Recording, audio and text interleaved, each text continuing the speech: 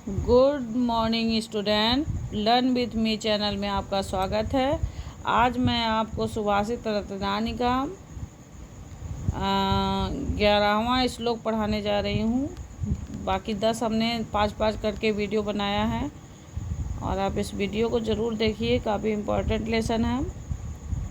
कहने का प्रीणाति यह सुचरित पितरम स पुत्रो यद भर्तुरेव हिमच्छति तत् कलत्रम तमित्रामादपि सुखे च समक्रियम यद ये तंत्र्यम जगति पूर्णकृतो लभ्यन्ते। कहने का मतलब है प्रीणात माने प्रसन्न करता है, वृत्रेश माने भर्तुधन एव यानी पति को ही, तन्मित्रादपि माने जो अपने मित्र को, आपत्ति माने आपत्ति में, समक्रियम माने समान व्यवहार वाला हो, पुण्यकृतम पुण्यवान व्यक्ति। यानी कहने का मतलब है प्रीणाति मतलब जो पिता को, प्रीणाति सुचरिता है यानी जो अपने पिता को अपने आचरण से प्रसन्न करता है। पितरम च पुत्रो यानी जो पुत्र अपने पिता को अपने सुचरित्र से प्रसन्न करता है। यद भर्तृयो हितमच्छति यानी जो पत्नी अपने पति का सुख और दुख में क्या करती है, समान व्यवहार करती है, अपने पति के सुख की इच्छा करती है। कलत्रम तस्मादपि सुखे च समक्रियम यदि यानी ऐसा मित्र जो सुख और दुख में अपने मित्र का साथ नहीं छोड़ता है ना। एतत्त्रयम् जगति पूर्णकृतो लभ्यते ऐसा बहुत मनुष्यों में कम ही होता है जो सबको ये चीज़ें मिल जाए। यानी ऐसा पुत्र जो अपने माता पिता की इच्छाओं की पूर्ति करता है, ऐसी पत्नी जो अपने पति के बारे में, हित के बारे में ही चाहती हो, और ऐसा मित्र जो सुख दुख में समान भाव से व्यवहार करता है। तो सबको ऐसा नहीं मिलता है। जो पुण्यवान व्यक्ति होते हैं, जो पुण्यशाली व्यक्ति होते हैं, ये तीनों चीज़ें ऐसे ही व्यक्तियों को मिलती हैं। सबको नहीं मिल जाता। किसी को पुत्र मिलेगा तो पत्नी नहीं मिलेगी, मित्र मिलेगा तो पुत्र नहीं मिलेगा, मतलब सारी चीज़ें तो बहुत कम ही लोगों को मिलती है। ऐसे लोग भाग्यशाली होते हैं जिनको ये तीनों चीज़ें प्राप्त होती हैं। अगला है कामान दुग्धे विप्रकर्ष्य लक्ष्मी कीर्तिसूते दुष्कृतम याहिनस्ति शुद्धां शांतां मातरां मंगलानां धेनुं धीरा सोनतां वाचमाहु।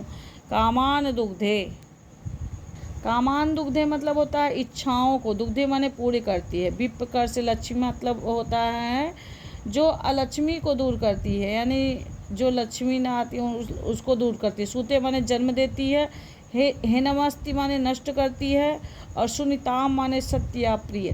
कहने का मतलब है विद्वानों ने शुद्ध शांत और संपूर्ण कल्याण को जन्म देने वाली सत्य एवं प्रिय वाणी को ऐसी गाय कहा, मतलब जो शुद्ध हो, सत्य बोलती हो, उन्हें ऐसी गाय कहा है जो समस्त इच्छाओं को पूर्ण करती है। शुद्धा शांता मात्रा मंगला नाम यानी ऐसी गाय बताया गया है जो शुद्ध और शांत हो, यानी समस्त इच्छाओं, ऐसी गाय बताया गया है जो समस्त इच्छाओं को पूर्ण करती है और दरिद्रता को क्या करती है, दूर करती है, यश में वृद्धि करती है और पापों को नष्ट करती है। यानी विद्वानों ने शुद्ध और शांत और संपूर्ण कल्याण को जन्म देने वाली सत्य एवं प्रिय वाणी को, मान लिया कोई ऐसी स्त्री जो सत्य बोलती है, शुद्ध बोलती है, तो उन्हें ऐसी गाय की संज्ञा दी गई है जो क्या करती है, सभी इच्छाओं को क्या करती है, पूर्ण करती है। अब आपको समझ में तो आ ही गया होगा, नहीं समझ में आ रहा है तो बताइएगा, मैं फिर से कोशिश करूँगी दोबारा वीडियो बना के समझाने का।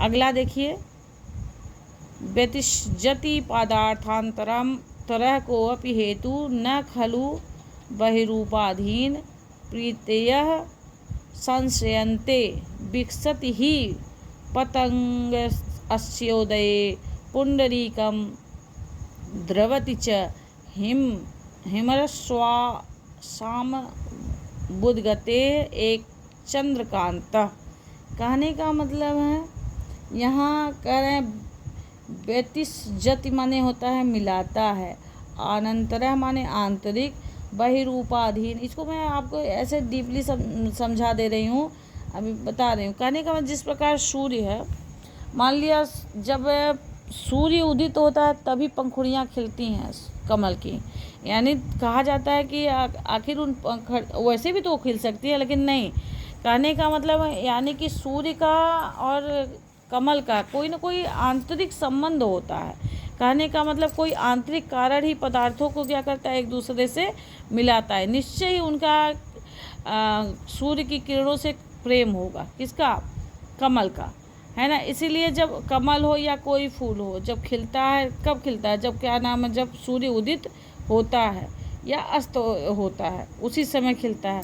कहने का व्यसित जनित पदार्थांतरम को अपि हेतु, यानी कोई न कोई हेतु होता है पदार्थों का एक दूसरे से मिलना। न खलु बहिरूपाधाम प्रदेश अन्यते, यानी कहने का मतलब प्रेम बाह्य कारणों पर आश्रित नहीं होता है ना। कभी भी बाह्य कारणों से प्रेम नहीं होता है। विकसत ही पतंगस्योदय पुंडरीकम, यानी जो क्योंकि सूर्य तब तक नहीं खिलता है कमल जब तक क्या, विकसंति ही, यानी जब तक सूर्य उदित नहीं होता है तब तक फूल नहीं खिलता।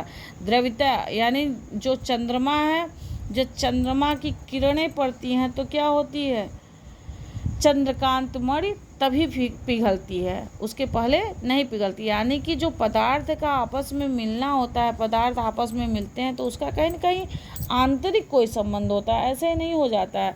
यानी उनका कोई आंतरिक प्रेम होता है तभी वो एक खिलते हैं। जैसे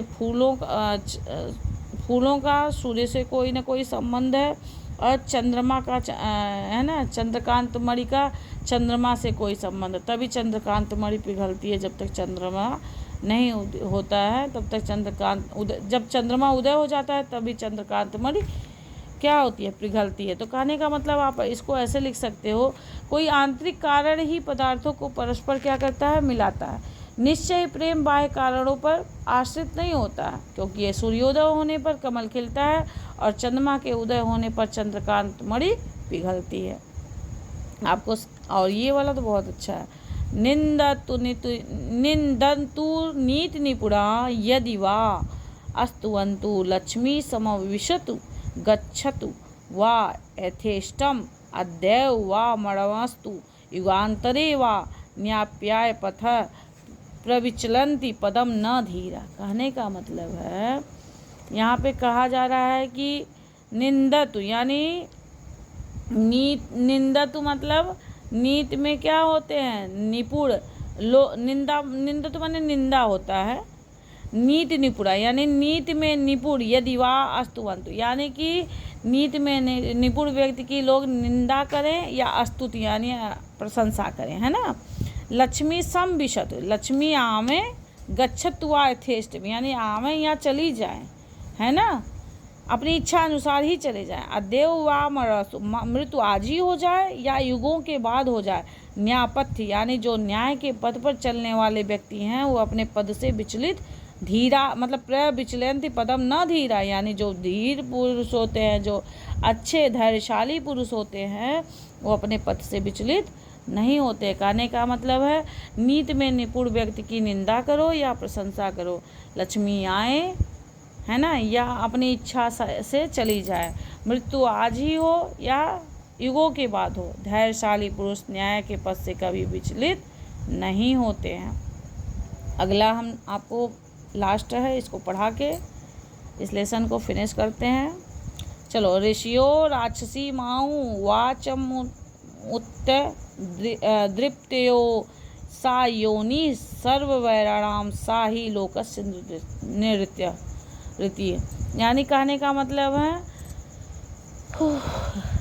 ऋषियों, यानी जो ऋषि में ने राक्षसी माओ, यानी जो राक्षसी और अहंकारी व्यक्ति हो, वाच मुद दृप्तियो मतलब जो अहंकारी होते हैं, ऐसे व्यक्तियों को क्या है, राक्षसी बाड़ी कहा है। मतलब जो ऋषि होते हैं उन्होंने कहा कि जो अहंकारी व्यक्ति होते हैं और जो अपनी वाणी पे कंट्रोल नहीं कर पाते हैं उनको क्या कहते हैं, राक्षसी बाड़ी कहा गया है।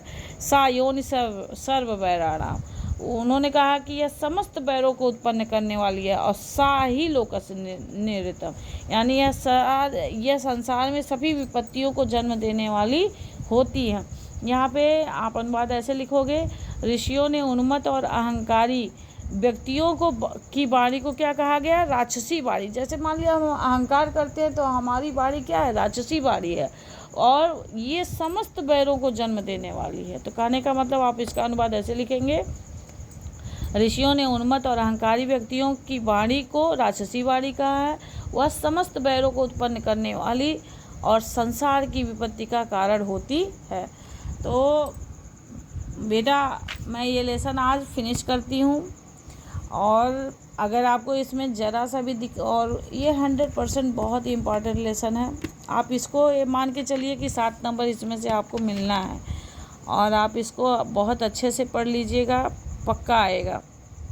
कोई न कोई तो आना ही आना है, और उम्मीद है कि आप अच्छे से पढ़ के लोगों में शेयर भी करेंगे, नहीं कि पढ़ लेंगे। शेयर करिए इस वीडियो को, दूर दूर तक जाए, जिससे कि सबको, खैर बहुत सारे ऐसे हमसे भी ज़्यादा नॉलेज रखने वाले ऐसे बहुत सारे टीचर हैं जिनका मैं सम्मान करती हूँ, और अच्छा वीडियो बनाते हैं। फिर भी आप मेरी वीडियो को भी कहीं ना कहीं शेयर करिए।